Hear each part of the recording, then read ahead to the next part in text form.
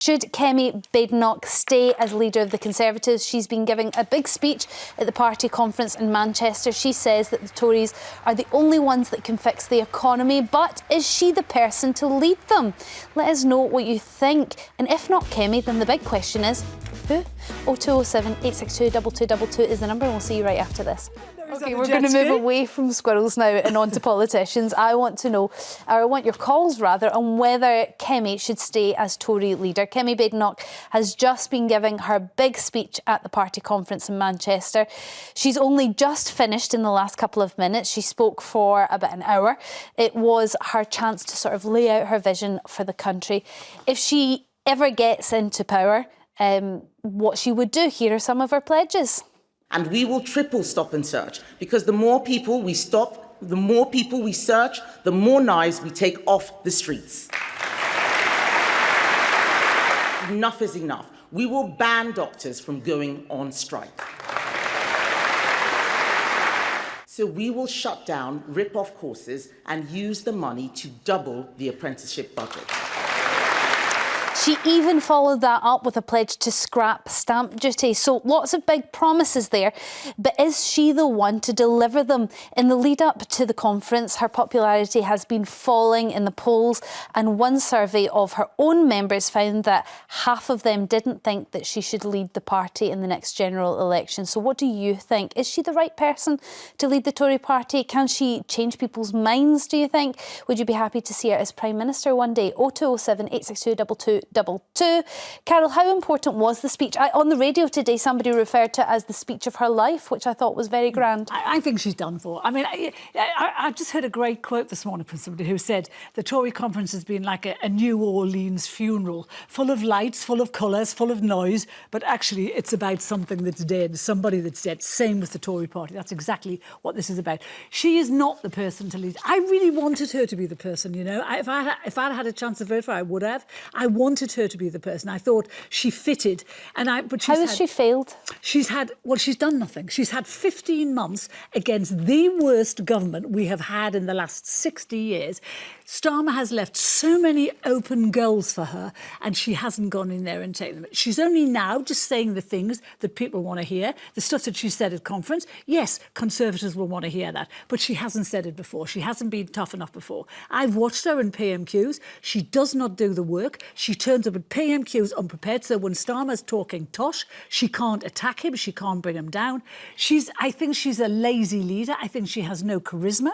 I think, you know, I'm looking at her now, and there's no passion in her, there's no fire in her. And with a leader, you have to have that. You know, you can say what you like about Boris, but he got the Tories to an... Well, don't. Here we go. I'm sorry, he took the Tories to an 80-seat majority. He was a useless Prime Minister. He was a useless Prime Minister who was all in for his... Let me just finish. But crucially, people wanted to go for a drink with him. Yes. And that's what got him voted in as Mayor. Exactly. And that seems to be what voted him in as Prime Minister. Do people want to go for a drink with Kemi? They don't. I don't think that should be the metric on which we vote for the leader of a party or indeed a Prime Minister. I think people need to wise up. I think the voting public need to wise up. Do you really want to vote for someone like Boris Johnson? I've met him. I'm sure you've met him, Not Carol. talking about Boris. You know, just use him do as people an really?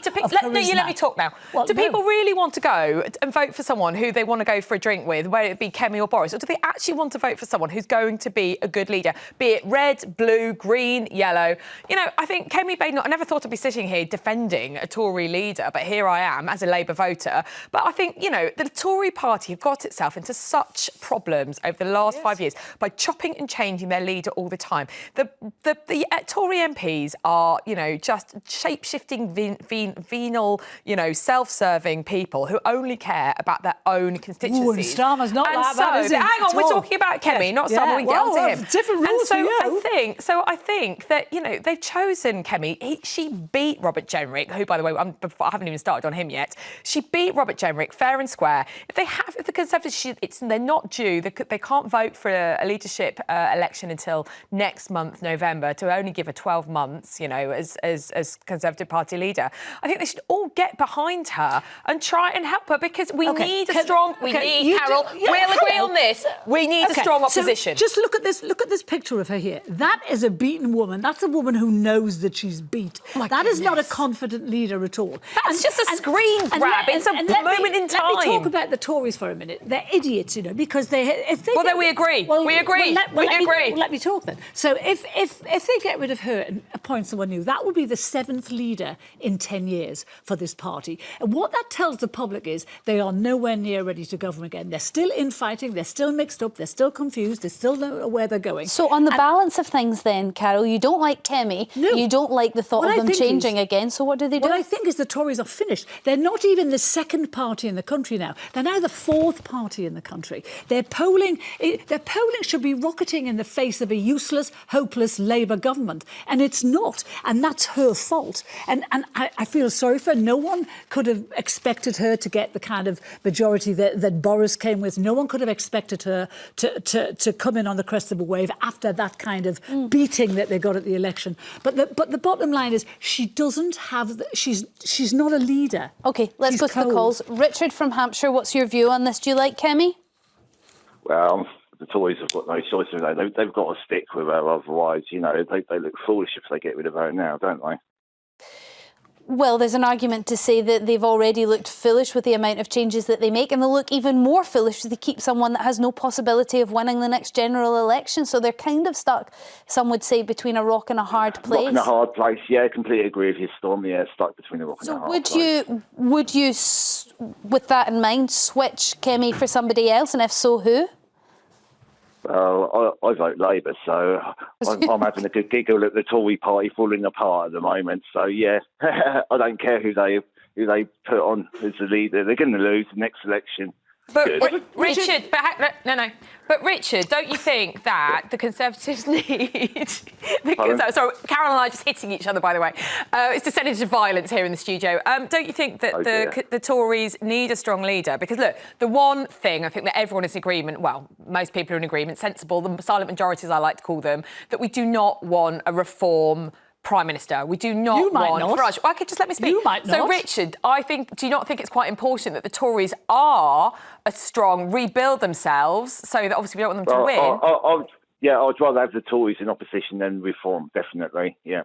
You're starting to sound, Carol, like you wouldn't mind reform. I think there needs to be a revolution. I think politics currently is in the toilet. I think no one, either Labour or Tory, are any good at what they do. I'm old enough to remember titans in government, really strong politicians. I don't see any of that now. And I think we have to have a revolution. And if reform is it, well, then so be it. Well, there you go. Huge thank you, Richard, for calling up. That's all we've got time for on those topics. I know it's went fast, hasn't it?